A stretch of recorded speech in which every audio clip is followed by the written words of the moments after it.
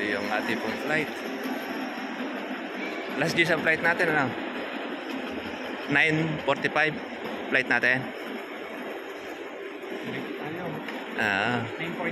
9:45 ang ating pong flight. Okay. Maya po tayo flight. Makapag-relax pa tayo. Maga pa naman po. How are you, Mr. 9, yes. Okay. Kasama po natin ang ating Chinese resident. Oh. Kamag-anak niya si Dr. Oh. Sikat na na movie. Thailand. Si Aumbak. Saan tayo mag-check eh? Ito pala ang Clark Airport. Napakaganda niya at saka napakaluwang. Ayan. Laki pala niya. Beto na.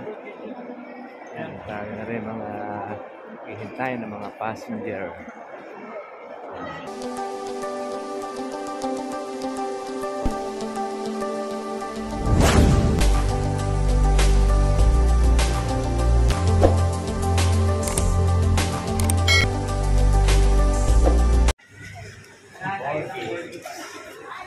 Okay, punta na tayo sa Clark Airport. Malayo po ang mararating po natin ngayon. Tayo ng Panay Island. Welcome sa Clark, Pampanga. Dala na po natin ang ating pang isang linggo gamit. Sa ating flight, sabi parang alas 10 ang ating biyahe papuntang Katiklan, Aklan. Marami po yung ating lugar po na makakita po dyan sa parte ng Panay Island. ID niya pa rin naman sa ID niya. ID. Ito yung ating pong flight. Last G sa flight natin, ano? 9:45 flight natin. 9:45 ang ating pong flight. Okay. Maya po tayo flight. Makapag-relax pa tayo. Maga pa naman po. How are you, Mr. 9, yes. Okay. Kasama po natin ang ating Chinese resident. Oh. Kamag-anak niya si Dr. Oh. Sikat na movie. Thailand. Si Aumbak. Saan tayo mag-check eh? Ito pala ang Clark Airport. Napakaganda niya at saka napakaluwang. Ayan. Laki pala niya. Beto na. Ayan, tayo na rin mga hihintay ng mga passenger. Ayan, pagka narito tayo, meron tayong information.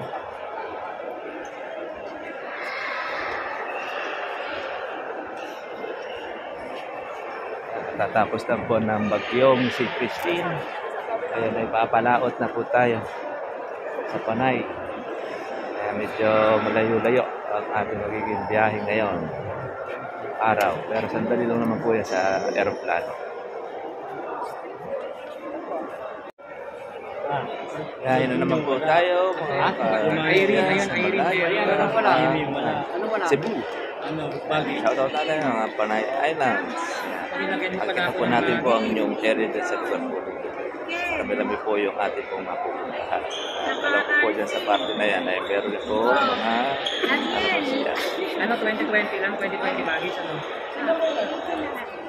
tayo na lang pumila dito. Tsaka si Berken. Dito na. Ren, sila pwede naman. Ren.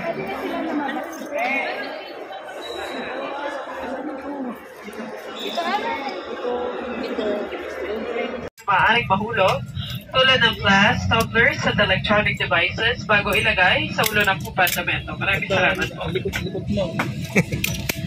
Yan, para natin ang ating seatbelt.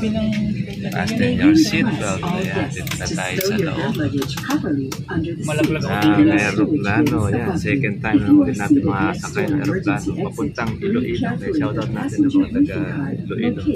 Ano ba ang salita nila? Cebuano. Mga Cebuano. Ilonggo. Mga Ilonggo. Kaya shoutout natin. ang buwan natin sa Katiklan. Nakaupo sa exit rows, basahin po lamang ang passenger briefing card. Kung sa inyong palagay ay hindi nyo magagampanan ang mga panuntunan ng Iloilo, Panay Island. Sige. Isang oras mahigit po ang ating bibiyahe sa... Hindi ka dyan. Anong...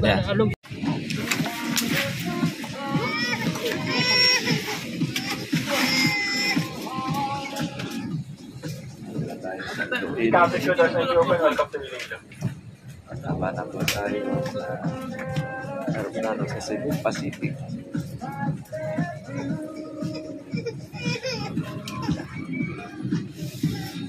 Guys, naman po ang biyahe. Before deplaning, please check your surroundings, including your seat pockets and overhead bins, to ensure you do not leave any of your personal belongings behind.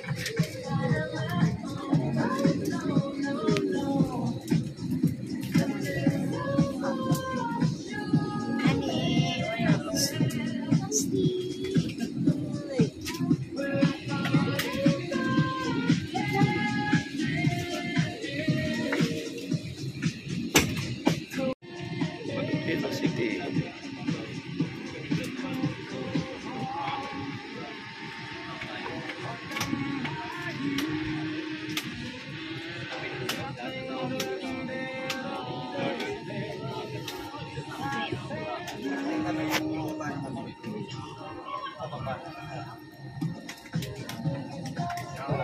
Para tayo.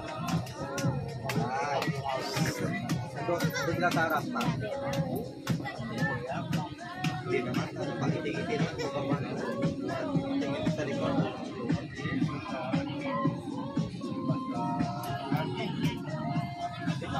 Pababa kami. Pababa na kami ng plano.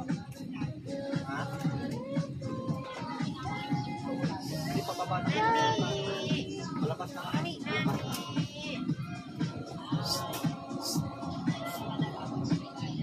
Hindi, wala kang nasa sila sa harap eh. Dito sa ngayon, may bintana. Hindi. Sabay kaya dalawa ng tubig.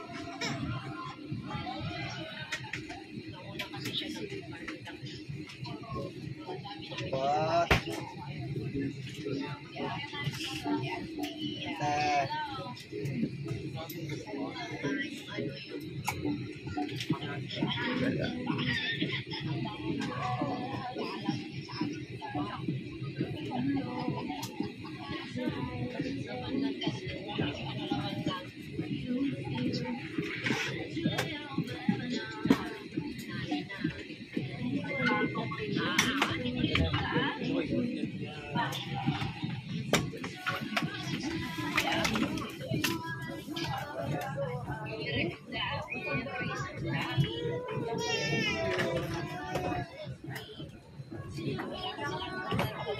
Nandun sila sa harap.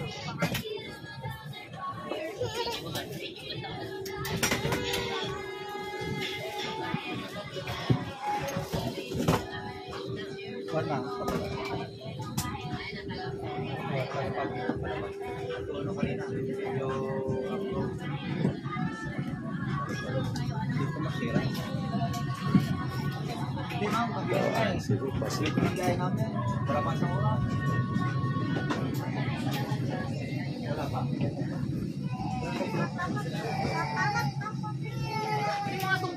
Ha?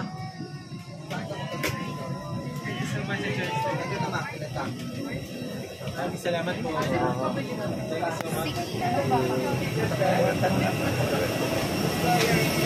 T-shirt po ko eh.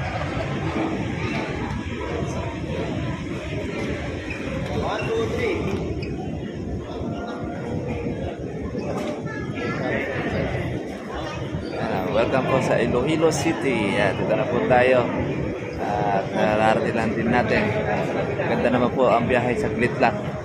Wala pang isang oras ang ating biyahe. Enjoy naman po ang ating pong trip. Dito makulimlim. So, ang Iloilo Airlines. Iloilo City.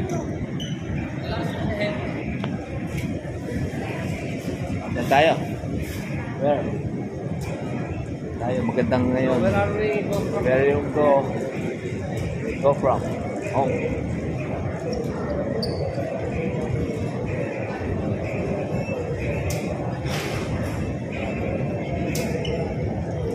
Ako yung kanilang mga bagahe.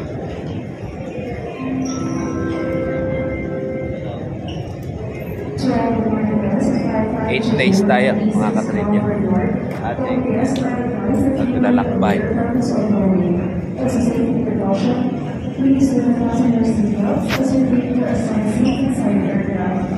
Until the seatbelt is satisfied, all the passengers announced that fueling has been completed. More importantly, please refrain from using your cell phones and other electronic devices.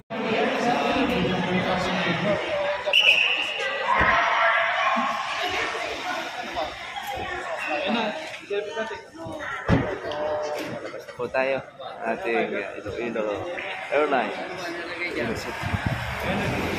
Ating sundo.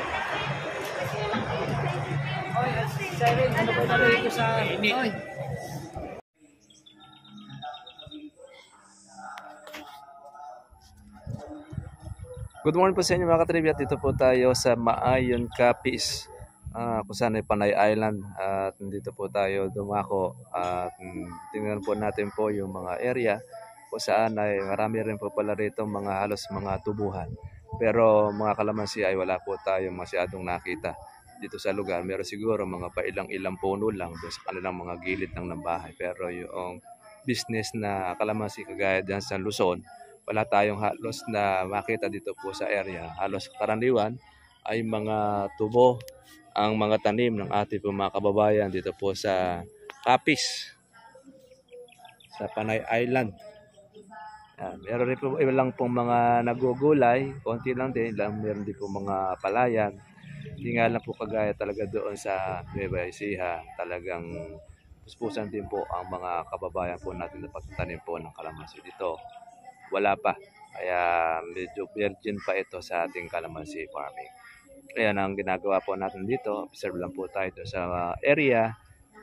Pasyal-pasyal na rin po doon sa mga lugar at nakikita rin po yung lupa. Maganda naman po yung lupa nila. The same din po yung kagaya rin po noong sa atin. Maitim din po ang lupa at mataba. Kaya lang siyempre kailangan ka rin dito mga katribya po ng kapital o puhunan para po ikaw ay makapagtanim po ng gulay at saka ng iba-iba pong mga fruit bearing. Wala tayong nakita mga dalandan o ano pa man. At ang karamihan lang po halos dito po ay mga palay natin pong nakikita. Saka ito nga, siguro baka meron ditong pabrika po ng asukal dahil marami po yung nakikita natin mga tubo na kanilang tanim. Dito po tayo sa Maayong Capiz. Ayan. Ang dami po palang mga kabundukan dito. Ayan. Capiz, Panay Island. Maganda naman po mga katribya po yung ating pong biyahe at maluwalhati po tayo nakarating dito sa lugar at hindi naman po siya ganong nasuong natin po yung ulanan at natapos na po yung bagyong Christine. Yan, meron naman ulit yung bagyong Leon. Balak yata mag-connive silang dalawa, huwag naman na sana. At yun na nga, magtatagal pa po tayo ng ilang mga araw dito na siguro mga nasa 8 days ang ating pong ilalagi dito po sa Panay Island. Ingatan na po tayo mga katribya. God bless po sa inyong lahat. Kita na po tayo sa susunod po na araw, pagbabalik po natin para ma-monitor natin ang ating kalamansi.